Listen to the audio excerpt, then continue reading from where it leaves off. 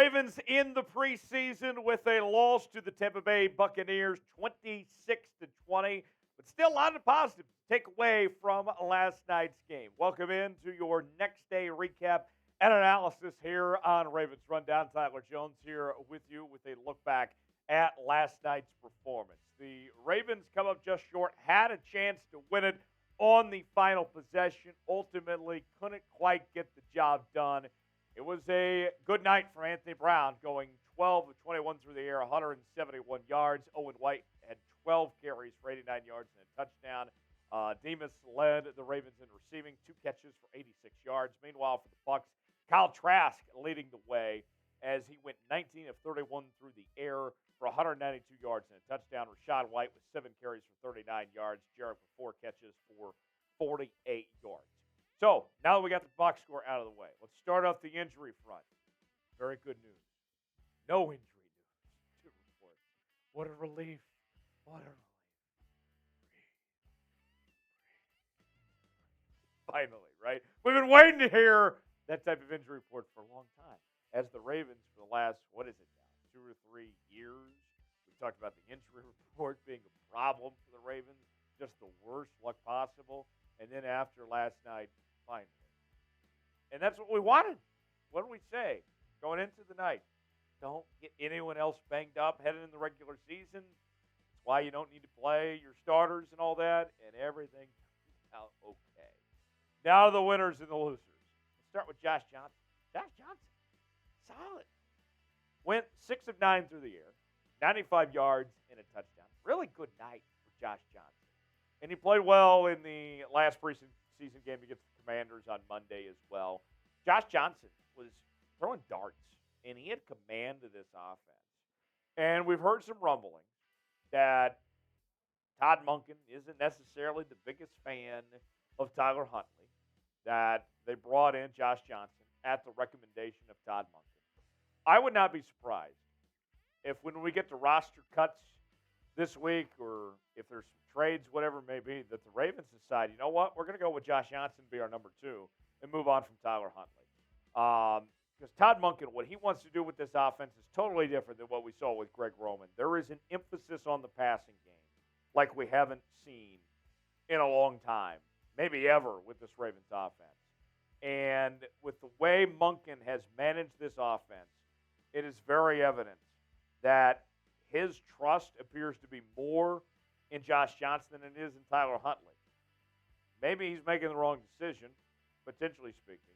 I think Huntley's better than Johnson personally, but I understand where Monken is coming from. Being a pass-happy offense, Johnson's the better passer. So it's a two-edged sword, right?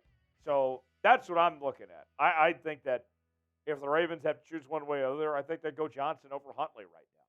What was your biggest winner for the Ravens' performance against the Bucs? A lot of different ways you can choose from. Give me a name or two. Who was your biggest winner of the night? Weigh in the comment section. Give me one name that comes to mind. Folks, we had a hell of a time on our watch party. Myself, Tyler Smith, we did things that I had no idea we'd be doing last night. If you missed it, you missed out on quite the time. I mean, let's just say that there was some spankings involved. I'll leave it at that. Leave it to the imagination at that point. Subscribe now for daily news and rumors for your Baltimore Ravens. Watch parties where, who knows, there could be more spankings in the future. Live shows, mailbags, and more. Help us get to 11,000 subscribers. I plead with you. I'm desperate. Can we get there? Can I get your help? Can I solicit your help to get us to 11,000 subscribers? Less than 400 away. Sub right now. You'll be glad you did. Join the family here on Ravens Rundown. Next on the list, let's go to the loser side. Jalyn Armour-Davis makes this list. Jalyn Armour-Davis struggled, and this defense really just struggled in pass defense all night long. And look, it's no secret the Ravens are banged up at the cornerback position. Okay, I mean, at one point they were down 6 corners here in camp. I mean, the bleeding was bad. Now, Marlon Humphrey, we know, is going to miss the first 2 weeks of the season. And I'm just sitting here hoping, please. You can get past Houston. That should be no problem. But Cincinnati, I'm very concerned with how good their receiving core is. with all these Ravens injuries, the last two preseason games, Jalyn Armour-Davis being, I think, the guy that we point to specifically, have been concerning. Okay? This ain't good. This is not good right now. What the Ravens are dealing with when it comes to this corner position, it ain't good enough. Got to improve. Hopefully some guys get healthier in the next week or so because it's problematic, to put it mildly. To the winners list, let's go to Charlie Kolar. I love Charlie Kolar. If you've been watching this show for a long time, you know I'm a big Charlie Kolar fan. Dating back to his days at Iowa State. Came out of high school in Norman. Somehow the Sooners didn't recruit him, and he wanted to be a Sooner. Ends up going to Iowa State. Was a three-time All-Big 12 selection. Missed most of last year with a sports hernia injury. And he has been nothing short of spectacular. 4 catches, 45 yards last night. Kolar is going to be special. And you add him to the mix with already Isaiah Likely coming off a really good rookie season. Mark Andrews, one of the best tight ends in football. The Ravens will have the best tight end room in the league. That's happening. It's there. Watch out for this tight end group. Charlie Kolar is going to be special. He reminds me so much of Mark Andrews personally. And last night was a really good performance in his part. More to come with Charlie. Look out for him. Good luck, Charlie. Real ones know it then. Back to the loser list. Geno Stone. Kind of looks stoned out there at times. I mean, no pun intended. I lie. That was a pun intended. Geno Stone, a lot of issues. I mean, this is a guy that's trying to compete for playing time, right? When you have Marcus Williams and Kyle Hamilton as your starting safeties, the backup safeties just want to see the field. Geno Stone made a lot of mistakes. We talked about the bad coverage. It wasn't even just the corners. It was the safety spot, too. Geno Stone struggled out there. I got to tell you, I'm concerned about Geno Stone, too.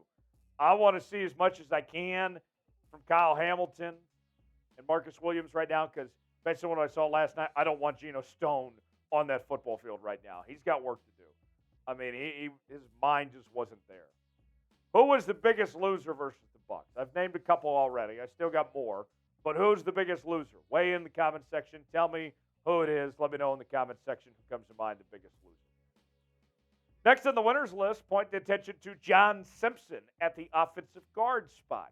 And here is why John Simpson is the winner last night. In the postgame news conference, John Harbaugh did not hesitate in naming Simpson the starting left guard week 1 against the Houston Texans, saying that he's won the job. Now, I'll say this. Our boy Maul, who is a great story, right? 6th-round guy out of Oregon, made tremendous progress, was competing for that job. He put down quite the effort. But what we saw last night, clearly he's not ready for that role yet. Someday he will be, but he's still developing. This is the right decision for now. Could this change later? Absolutely, it could be. But John Simpson, we know, is a very good run blocker. He's got a lot of experience dating back to his days with the Las Vegas Raiders. This is the right call for the time being. John Simpson's the right call for now. I'll say I'm not disappointed for Maul. He'll get his day. His time will come. The disappointment is Ben Cleveland. Ben Cleveland was supposed to be the favorite to win that job, and he's going to end up being the backup right guard and was never even in contention to start at left guard. Ben Cleveland, fraud. Last on the losers list, Sean Ryan at the wide receiver position. Sean Ryan. All right, little demo for you. Touchdown pass. Sean Ryan. Catch it. Oh, where'd the ball go? That happened with Sean Ryan. Had an obvious touchdown. Missed it right through the breadbasket. Sean Ryan, what are you doing, man? You can't drop bunnies like that. 1 catch for 9 yards. Disappointing for Sean Ryan there. Last on the winners list, I got to shout out Owen Wright. The running back room for Baltimore is very competitive. I know there's these rumblings about Jonathan Taylor, if they're going to make a move and all that, but Owen Wright played good. 12 carries, 89 yards. I'm very curious what his role is going to be. I mean, you got Owen Wright there. I mean, obviously J.K. Dobbins, Gus Edwards. I would cut Melvin Gordon's ass right away. Melvin Gordon ain't worth anything keeping Justice Hill's obviously very good as well. Owen Wright, solid night. Good to see another running back have a good showing here. Maybe that turns into playing time for Owen Wright. Also, watch out for Keaton Mitchell, too, out of East Carolina. We'll see what he can bring. Grade the Ravens' performance against Tampa. They didn't get blown out. It was competitive. They had a chance to win. But too many mistakes. Defense struggled. Defense gave up too many big plays. I'm going with a C. I'll give it a C. I think that's reasonable for a grade for the Ravens. Subscribe to the channel. Join us for more Ravens coverage. This is the place to be if you're a diehard Ravens fan. We're going to do watch parties all throughout the season. Subscribe now. We'll see you next time. Thanks for joining us here on Ravens Rundown.